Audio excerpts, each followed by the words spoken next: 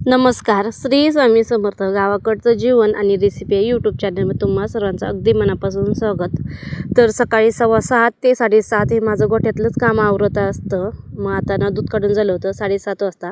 गायांना भुसा खातात ना, तोपर्यंत मी अशी पूर्वतयारी करून घेतली होती. कांदा चिरला होता, पीठ मळून घेतलं होतं.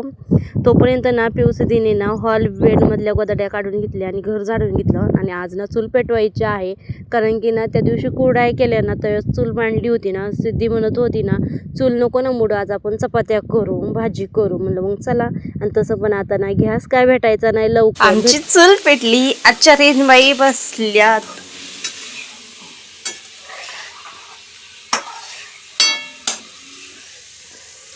इकडे बघा काय चाललंय.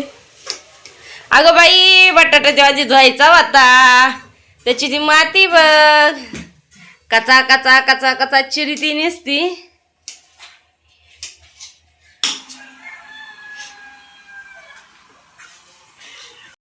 मग चूल पेटवली. कांदा मी ना आधीच चिरून ठेवला होता ना, तर सिद्धीने ना पहिला कांदा भाजून घेतला. आणि आता ना मी अंडी फोडून घेते, कारण आज करायची ती अंडा भुर्जी आणि चपाती. आणि पिऊ सिद्धीच्या डब्यासाठी ना बटाटा, म्हणून पिऊने ना मला बटाटा चिरून देत होती. आणि अशा हाताखाली मला मदत करीत असतात, कारण की चुलीवरती स्वयंपाक करायचं म्हणलं ना तर निम्मं घरामध्ये असतं, मग बाहेर आणायचं, पुन्हा घरात ठेवायचं, उठ बस होत असते ना. त्यामुळे ना पटकनी मग स्वयंपाक होतो गॅसवरती, तिथं घेता येतं.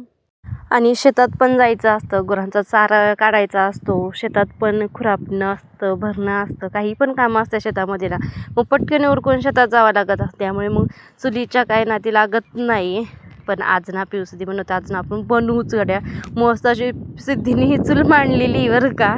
आणि अगदी 10 मिनिटात ना माझी अंडा भुर्जी बनवून तयार झाली होती. एवढा छान वास सुटला होता ना. चुलीवरच्या जेवणाची चव ही वेगळीच असते बरं का.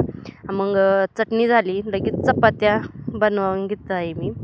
आणि ना इथे बघा लगेच त्या दोघींनी वाटणीसुद्धा करून घेतली. मी चपात्याचं ना गोल गोल उंडे बनवून ठेवले. ते लगेच ते मोजले. लगेच पिऊ म्हणते तू निम्मे भाज, आणि सदी म्हणते मी निम्मे. मग त्याच्यामुळं ना माझं पण ती पिऊ भाजून घेत आहे. आणि ना मी तळलेलं तेल होतं ना, तेच म्हणलं चपात्याला लावा गाळून घेत होती सिद्धी. तिला म्हणलं कर. नंतर चपात्या झाल्या, मग आम्ही तेच बाहेर बसलो जेवायला.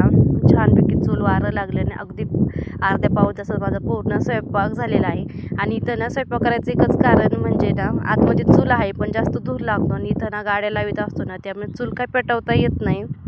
पण ना आता गाड्या बाहेर लावल्या होत्या ना, मग सगळं आवरलं. पिऊ सिद्धीचं ना आवरून दिलं, भांडी घासली, किचन वाटा वगैरे पुसून घेतला. आणि त्यांना वाट बघत बसलेली आहे, गाडी केव्हा येईन त्यावेळेस. कपडे भिजायला घातले, आता कपडे धुवायची.